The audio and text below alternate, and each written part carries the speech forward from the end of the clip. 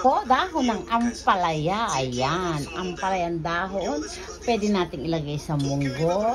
Pwede po sa laswa to.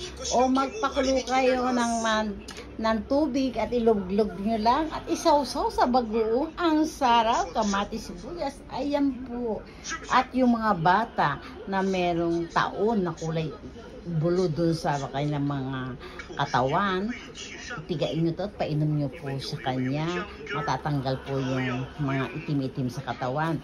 O kaya po, pag inuubo ang bata, pipigaan nyo po at paiinumin nyo yan kahit patak lang. Mawawala ang ubo ng mga bata. Ayan po siya.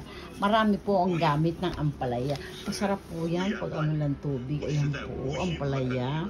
Dito po ako sa Japan. Nandito ako sa Ichikawa, Japan. Nasa Kinkiya Izakaya Bar and Restaurant, Philippines. Ayan po.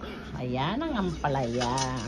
Halina po kayo dito. Kung anong gusto nyo luto, paluto sa akin, okay lang po. Madali ko po itong lutuin.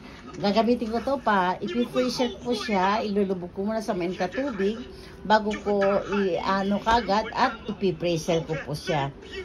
Ano ko lang siya, pupunasan ko yung tubig niya para isang taon po may ampalaya ako.